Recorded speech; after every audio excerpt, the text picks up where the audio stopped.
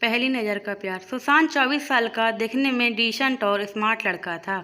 अंकिता को उसने पहली बार एक शॉपिंग मॉल में देखा था। अंकिता देखने में किसी परी जैसी थी। सुशांत को अंकिता को देखते ही पहली नज़र का प्यार हो गया। उस दिन सुशांत अंकिता को देखकर ऐसे मदहोश हुआ कि ना उसे अंकिता से मिलने की सूझी, ना ही उसने सोचा कि उसका नाम या नंबर पता किया जाए। बस यही मूर्ति की तरह खड़ा होकर उसे देखता रहा। अंकिता थोड़ी देर बाद वहां से चली गई। अंकिता के चले जाने के बाद सुशांत का सुख चैन सब चला गया। सुशांत को लगने लगा अगर वह अंकिता को फिर से नहीं मिलता है तो शायद उसकी जान निकल जाएगी। यह एहसास जितना दुखदाई था उतना ही अनोखा था। कहीं ना कहीं उसे यह सब अच्छा लग रहा था।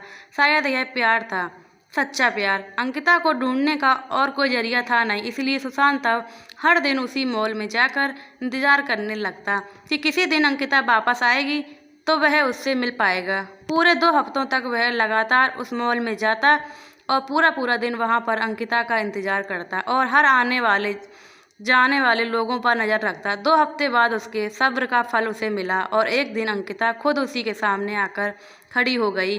अचानक अंकिता को अपने सामने देखा तो वह बहुत खुश हुआ और शॉक्ड भी था। उसके मुंह से कोई शब्द नहीं फूट रहा था। जब काफी देर तक वह कुछ भी नहीं बोला तो अंकिता ने उससे कहा, क्या हुआ? इतने दिनों से मेरा इंतजार कर रहे हो और अब जब मैं सामने खड़ी हूँ तो तुम मुझसे बातें नहीं करोगे? सुशांत ने चौंकते हुए कहा, हाँ करूँगा, बिल्कुल करूँगा, लेकिन पहले ये बताओ तुम्हें कैसे पता कि मैं इतने दिनों से यहाँ तुम्हारे लिए आता हूँ? मुझे यह सब इसलिए पता है क्योंकि जिस दिन से तुमने मुझे देखा और उसके अगले दिन से तुम यहाँ हर रोज मेरी तलाश में आने लगे। उसी दिन से मैं भी तुम्हें पर जासूसी करना शुरू कर दी। अंकिता ने कहा। सुशांत के मन में एक और सवाल कौंधा। उसने पूछा, अच्छा ये तो समझ में आया कि तुम मुझ पर बराबर जासूसी की, लेकिन फिर यह क्लियर नहीं हुआ कि तुम्हें कैसे पता चला कि मैं तुम्हारी तलाश में यहाँ आता था। और एक सवाल कि जब तुम्हें यह पता चल गया कि मैं तुम्हारे लिए यहाँ आता हूँ तो तुम्हें अजीब नहीं लगा या मुझ पर गुस्सा नहीं आया? अगले दिन आकर जब तुमने मेरे बारे में उसी दुकान में पूछताछ की जहाँ से मैंने खरीदी की तो उस दुकानदार ने तुम्हें तो मेरे बारे में कुछ नहीं बताया, लेकिन मैं उसकी रेगुलर कस्टमर हूँ, इसलिए उसने फ़ोन करके तुम्हारे बारे में मुझे सब कुछ बता दिया। मुझे अजीब लगा और क्यों कोई मेरे बारे में छानबीन कर रहा है, इसलिए मैंने उसी दिन से यहाँ पर आकर तुम पर जासूसी करना शुरू कर दिया। दूर से ही तुम पर नज़र रखने लगी, अंकिता ने कहा। अंकिता आगे बोली, उस दिन सिर्फ तुम्हें ही पहली नज़र में पसंद नहीं आई, मैंने भी तुम्हें मॉल में देखा और मुझे में भी तुम अच्छे लगे, इसलिए जब मैं तुम पर नज़र रखने लगी तब मेरे मन में तुम्हारे बारे में और ज़्यादा जानने की मनसा जागी, इसलिए मैं उसी दिन से तुमसे बात करने के लिए नहीं आई। और इन 2 हफ्तों में मैंने तुम्हारे बारे में काफ़ी कुछ जाना।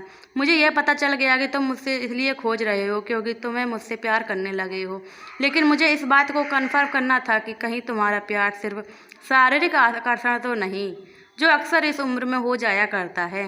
लेकिन जैसे जैसे दिन बीत गए और मैंने देखा कि तुम बिना धीरज कोई और बिना इंटरेस्ट यूज किए उतना ही शिद्दत से मेरे लिए यहाँ आते थे और मुझे तलाशते रहते थे, मुझे यकीन हो गया यह महज एक आकर्षण नहीं बल्कि तुम सच में मुझसे प्यार करने लगे हो।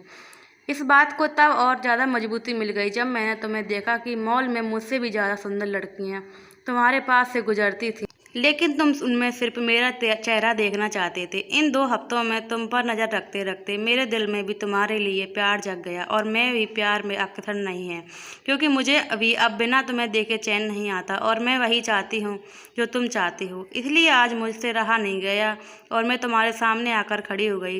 सुशांत ने अंकिता को अपना नाम बताया और उसका नाम पूछा और उसे प्रपोज किया। अंकिता ने हाँ कहा। दोनों के ही चेहरों पर अपने सपनों के हमसफर से मिलने की खुशी चमक उठी।